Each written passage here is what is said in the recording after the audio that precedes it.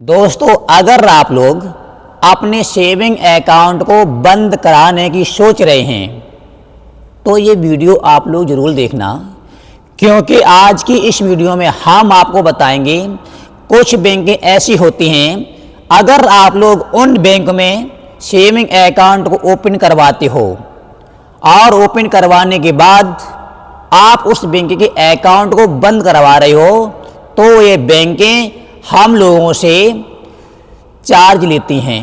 100 रुपये से लेकर के 500 रुपया प्लस GST चार्ज हम लोगों से लिया जाता है और ये चार्ज हम लोगों को बताए नहीं जाते हैं।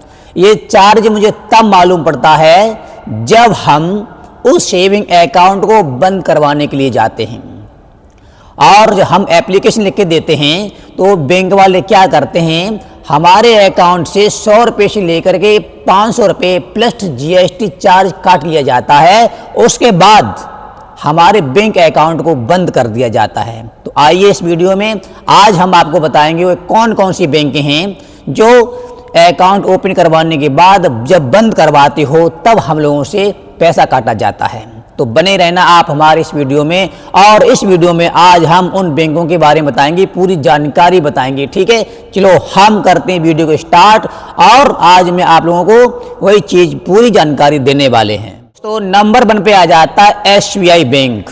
अगर आप लोग SBI बैंक में सेविंग अकाउंट को ओपन करवाते हो और आप उस सेविंग अकाउंट को बंद करवा रहे हो, लेकिन आप लोग 14 दिन के अंदर में उस सेविंग अकाउंट को बंद करवाते हो, तब आप लोगों से कोई चार्ज नहीं लिया जाता है।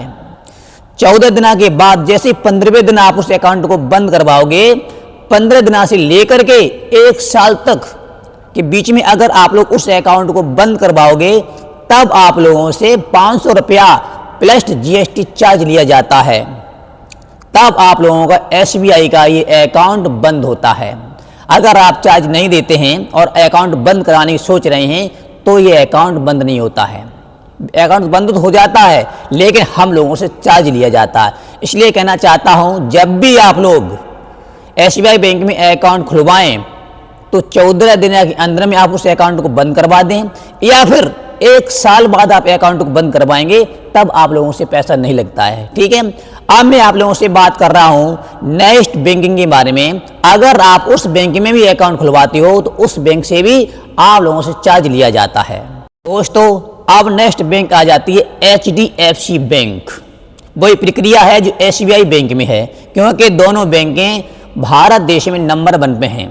SBI बैंक सरकारी बैंकों में नंबर 1 पे है और प्राइवेट बैंकों में HDFC बैंक नंबर 1 पे है। वही प्रक्रिया है। अगर आप लोग HDFC बैंक में अकाउंट ओपन करवाते हो, अकाउंट ओपन करवाने के बाद 14 दिन तक आप उस बैंक में अकाउंट को बंद करवा देते हो, तब आप लोगों से कोई चार्ज नहीं लिया जाता है। जैसे ही 15वां दिन होता है, 15 दिन से लेकर के 1 साल तक अगर हम अकाउंट को बंद करवाएंगे तब 500 रुपया से ले प्लस GST चार्ज हम लोगों से लिया जाता है। अब मैं बात कर रहे हैं आप लोगों से नेक्स्ट बैंकिंग के बारे में। अगर आपका अकाउंट उस बैंक में खुला हुआ है और आप लोग उस बैंक को बंद करवाने की सोच रहे हैं तो वह बैंक आपसे कितना चार्ज लेती है। ठीक है दोस्तों, नेक्स्ट बैंक आ जाती है ICICI बैंक। अगर आप लोग ICICI बैंक में अपने सेविंग अकाउंट को ओपन करवाए हो और आप उस सेविंग अकाउंट को बंद करवाने की सोच रहे हो तो इसमें अकाउंट बंद करवाने की थोड़ी प्रक्रिया अलग है। इसमें प्रक्रिया ये है, आपने अकाउंट खुलवा लिया है, खुलवाने के बाद 30 दिन तक आप उस अकाउंट को बंद करवा रहे हो, तब हम लोगों से कोई भी चार्ज नहीं लिया जाता है। 30 दिन के बाद 31वें दिन से लेकर के 1 साल तक अगर आप लोग उस अकाउंट को बंद करवाते हो तब आप लोगों से चार्ज लिया जाता है। 500 रुपया से लेकर के 500 रुपया प्लस GST चार्ज हम लोगों से लिया जाता है। और वही सेविंग अकाउंट अगर हम 1 साल बाद बंद करवा देते हैं तब हम लोगों से कोई भी चार्ज नहीं लिया जाता है, हमारा अकाउंट फ्री में बंद हो जाता है। और बैंकों में ऐसा नहीं था जो हमने पिछली बैंकों में बताया है, लेकिन ICICI बैंक में थोड़ी प्रक्रिया अलग है। ठीक है, अब मैं बात कर लेते हैं आप लोगों से नेक्स्ट बैंकिंग के बारे में। अगर आप उस बैंक में अपने अकाउंट को बंद करवा रहे हो तब क्या क्या चार्ज देना पड़ता है। दोस्तों नेक्स्ट बैंक आ जाती है कैनरा बैंक। अगर आप लोगों ने कैनरा बैंक में अपने अकाउंट को ओपन करवाया है, अकाउंट ओपन करवाने के बाद 14 दिन तक आप उस अकाउंट को बंद करवा देते हो तो वह अकाउंट बिल्कुल फ्री में बंद हो जाता है। 14 दिन के बाद 15 दिन से लेकर के 1 साल तक अगर आप उस अकाउंट को बंद करवाते हो तब आप लोगों से 200 रुपया प्लस GST चार्ज लिया जाता है। और आप उस अकाउंट को 1 साल बाद बंद करवाते हो तब आप लोगों से 100 रुपया प्लस GST चार्ज लिया जाता है। आप सोच लेना, आप ये भी प्रक्रिया सही है, ठीक है। एक कैनरा बैंक की बात है। अब मैं आप लोगों से बात कर रहे हैं नेक्स्ट बैंकिंग के बारे में। अगर आप उस बैंक में अपने अकाउंट को ओपन करवाते हो और ओपन करवाने के बाद उस अकाउंट को आप बंद करवा रहे हो तब उसकी प्रक्रिया क्या है वो भी हम आपको बताएंगे। दोस्तों नेक्स्ट बैंक आ जाती है पंजाब एंड सिंधु बैंक। अगर आपने इस बैंक में अपने सेविंग अकाउंट को बंद करवाया है और आप उस सेविंग अकाउंट को बंद करवाने की सोच रहे हो, आप लोगों को 1 साल तक 300 रुपया से लेकर के 500 रुपया तक का चार्ज देना पड़ता है। समझ रहे हमारी बात? 300 रुपया से लेकर के 500 रुपया तक का चार्ज देना पड़ सकता है।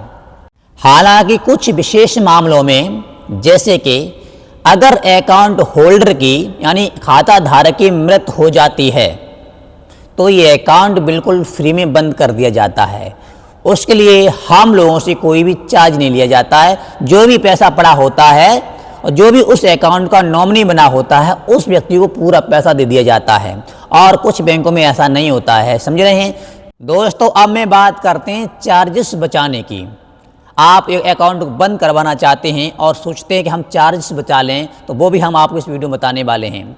आपने किसी भी बैंक में अकाउंट को ओपन करवाया है और ओपन करवाने के बाद आप उस अकाउंट को बंद करवाना चाहते हैं तो कम से कम आप लोग 1 साल तक उस अकाउंट को बंद ना करें। अगर 1 साल तक आप उस अकाउंट को बंद नहीं करते हैं तब हम लोगों से कोई भी चार्ज नहीं लिया जाता है। लेकिन एक साल के भीतर आप अकाउंट को बंद करवाते हो तब आप लोगों से अलग अलग बैंकों के नियमों के हिसाब से आप लोगों से चार्ज लिया जाता है।